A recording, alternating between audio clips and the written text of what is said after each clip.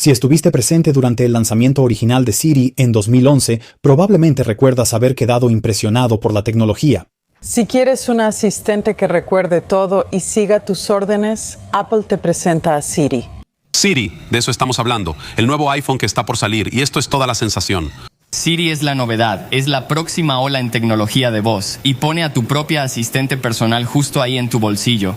Pero solo tomó unos pocos años para que la emoción se desvaneciera y fuera reemplazada por la frustración. Siri no siempre te deja terminar tu oración. Mándale un mensaje a mi mejor amiga, así sin más. Ella me interrumpió por completo. El asistente de voz aún funciona mal hoy. Querido Tim Cook, tu Oye Siri no funciona en los nuevos iPhones. Necesito saber si soy la única que está teniendo problemas graves con Siri. Literalmente no puedo escribir una oración correctamente. Oye Siri, ¿puedes enviar un mensaje, por favor? Oye Siri.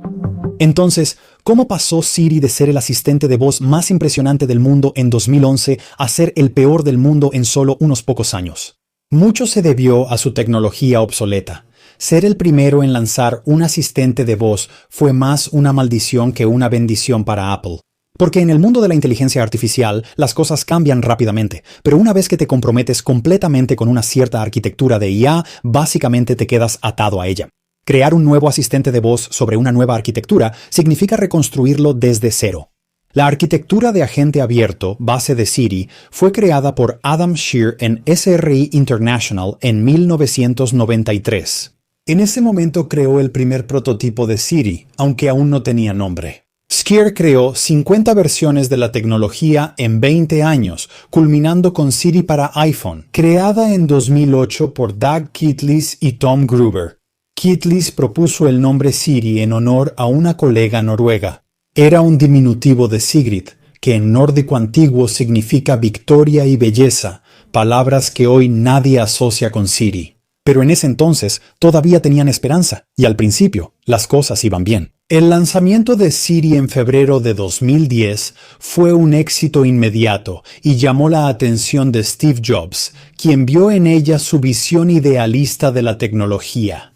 Jobs pensaba que las personas no debían buscar información en navegadores o apps, sino que la tecnología debía entregársela directamente. Muy bien. Ahora el director ejecutivo de Siri, Doug Kitlis, estaba de acuerdo con el objetivo de Jobs para la tecnología, diciendo que la visión final era que pudieras hablar con Internet y tu asistente simplemente se encargara de todo por ti. No necesitarías saber el origen de la información. El problema de descubrir apps y sitios web se eliminaría. Si lo piensas, Jobs y Kitlis describían ChatGPT o cualquier IA generativa basada en grandes modelos de lenguaje. La arquitectura básica de esa tecnología no se inventó hasta 2017. En cambio, Siri era una inteligencia artificial basada en reglas, lo que significaba que solo podía hacer cosas para las que estaba programada manualmente, a lo que los ingenieros se referían como dominios de conocimiento.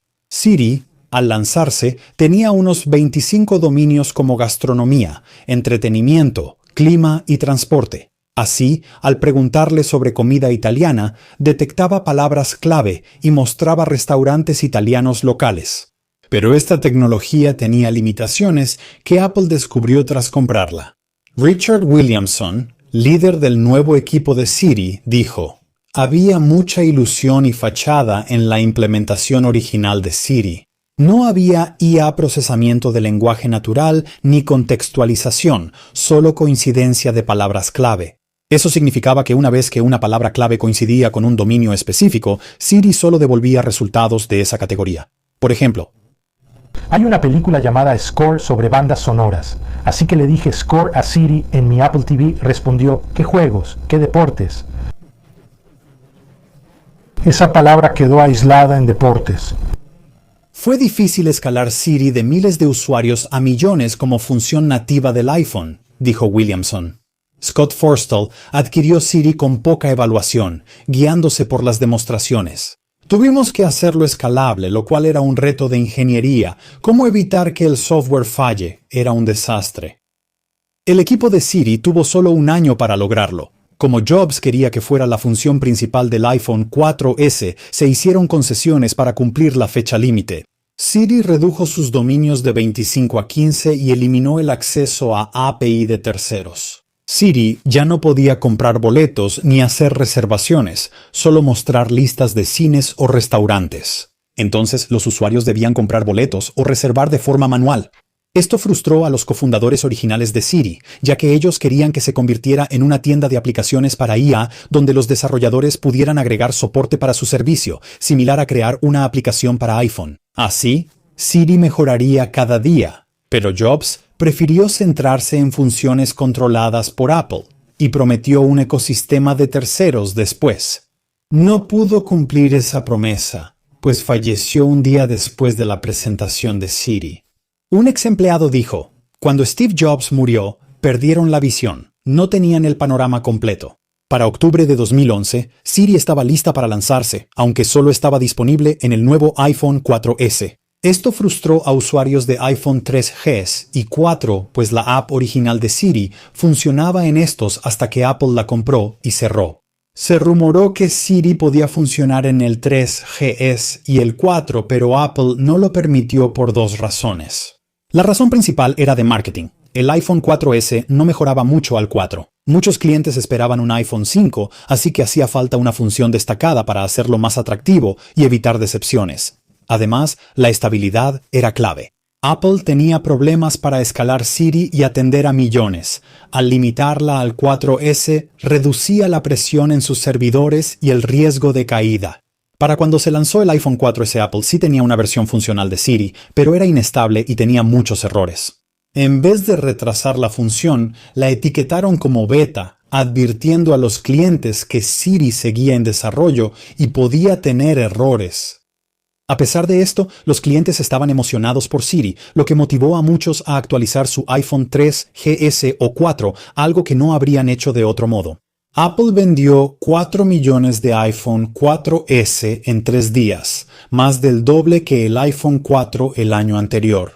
Esto fue una buena noticia para Apple, pero un reto para el equipo de Siri, que no esperaba tantos usuarios tan rápido. Esto inició una batalla de semanas para evitar la sobrecarga y caída de los servidores de Siri. Williamson, responsable del equipo de Siri, dijo que tras el lanzamiento, Siri fue un desastre. Era lenta cuando funcionaba y estaba llena de errores graves. Otro ex empleado dijo, mantener Siri operando era como una guerra que perdieron desde el inicio. El iPhone 4S salió a la venta y por el alto uso de Siri, los servidores no podían atender todas las solicitudes, causando interrupciones. Siri respondió a los usuarios, lo siento, tengo problemas para conectarme a la red. Esto duró unas 48 horas. El primer apagón total de Siri fue 20 días después del lanzamiento y duró 5 horas. 3 días después, algunos usuarios tuvieron otra falla intermitente. Estos errores causaron hostilidad entre los fundadores originales de Siri y el equipo de Siri de Apple, pues se culpaban mutuamente por el mal lanzamiento. Este conflicto interno se convertiría en un problema recurrente.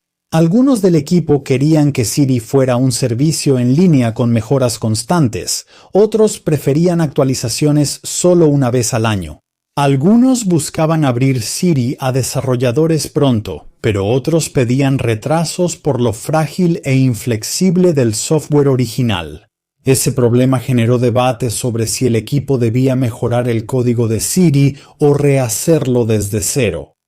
En retrospectiva, parece que Apple tomó la decisión equivocada cada vez. El código original de Siri nunca fue desechado. Durante más de 5 años, los desarrolladores no tuvieron acceso a Siri, que solo se actualizaba anualmente con iOS. Todo esto tuvo un efecto tan perjudicial en el desarrollo de Siri que tomó 2 años salir de la etapa beta. En comparación, FaceTime para Mac tomó 4 meses y la fototeca de iCloud tomó 5 meses. Mientras Apple arreglaba su código durante 2 años, otras empresas creaban asistentes de voz con IA moderna. En 2014 se lanzaron Microsoft Cortana y Amazon Alexa, ambos con arquitectura en la nube, funcionando como sitios web. Su código estaba en línea y permitía a los desarrolladores crear funciones personalizadas, como crear una página web. Si a Amazon no le gustaba la función de un desarrollador, simplemente la desconectaban de Alexa. Si una función tenía errores, podía arreglarse ese día con una actualización que solo cambiaba su código. Como en los sitios web, cientos de funciones podían añadirse, actualizarse o eliminarse de Alexa simultáneamente. Creció de 10 dominios en 2014 a más de 1000 en 2016, mientras Siri seguía con solo 15. 10 días después de que Alexa llegó a 1000 dominios, Apple abrió Siri a desarrolladores. Les tomó 5 años hacer lo que Amazon logró en 7 meses. Aunque tuvieron más tiempo, la implementación de Apple fue mucho peor. SiriKit tenía tantas limitaciones que anulaba el propósito de permitir apps de terceros. Si no tenías una app en iOS, no podías desarrollar para Siri, y aunque tuvieras una, si no era de esas 6 categorías, tampoco podías crear funciones para Siri. Incluso si cumplías con esos requisitos, lo único que podías hacer era proporcionarle datos de tu aplicación a Siri. No podías controlar cómo Siri formulaba frases, cómo los usuarios pedían datos, ni crear nuevos dominios. También había restricciones de memoria, así que los desarrolladores solo podían programar a Siri para completar acciones simples y rápidas en lugar de tareas complejas. Eso usaba más potencia de procesamiento y actualizar una función que creabas para Siri tomaba semanas. Tenías que reescribir el código de la aplicación, enviarlo a Apple para su revisión y esperar a que la aplicación se actualizara en el teléfono del usuario. La mayoría de los problemas de Siri eran causados por su base de datos original, que estaba construida como un castillo de naipes. Quitar o agregar una sola línea de código hacía que todo se viniera abajo. Agregar una frase o dato, como quién sería el nuevo presidente, implicaba rehacer toda la base. Un proceso que podía durar hasta 6 semanas. Incorporar una función compleja, como otro dominio de conocimiento, podía tomar hasta 1 año. Con este lento avance, Siri inevitablemente quedó atrás de la competencia. En 2016 en Apple había quienes creían que la inteligencia artificial era el futuro y otros que eran escépticos. Craig Federighi, vicepresidente senior de ingeniería de software de Apple, era uno de los principales escépticos, pues consideraba que la inteligencia artificial tenía fallas fundamentales que Apple debía resolver antes de apostar por ella. La precisión era clave, dijo él. Una función no sirve si solo acierta el 80% de las veces. Por eso él prefería la arquitectura basada en reglas de Siri, aunque anticuada, era precisa. Programar cada respuesta manualmente era lento, pero aseguraba que Siri diera información precisa. También rechazaba la IA en la nube porque, según él, tomaba datos de usuarios y violaba su privacidad. Prefería la inteligencia artificial local, menos capaz, pero que mantenía privadas las interacciones. Ejecutivos de Apple intentaron convencer a Federighi de comprometerse con la inteligencia artificial, pues la consideraban revolucionaria y más poderosa de lo previsto, pero no lo tomó en serio y la propuesta fue ignorada. Esto estancó el desarrollo de inteligencia artificial. En Apple, Siri quedó en segundo plano, mientras que el Vision Pro y el auto autónomo de Apple se volvieron la prioridad. En 2022 ChatGPT les dio una necesaria llamada de atención. La gente no quería visores de realidad aumentada de $3,500. Querían lo mismo que Jobs, un asistente que pudiera hacer cualquier cosa por ti con solo pedirlo. Apple se alejó tanto de su visión original que cuando surgieron los chatbots, los menospreció. Una reacción extraña, considerando que Siri fue el chatbot original. La función de agente de ChatGPT de OpenAI es justo lo que Steve Jobs quería para Siri.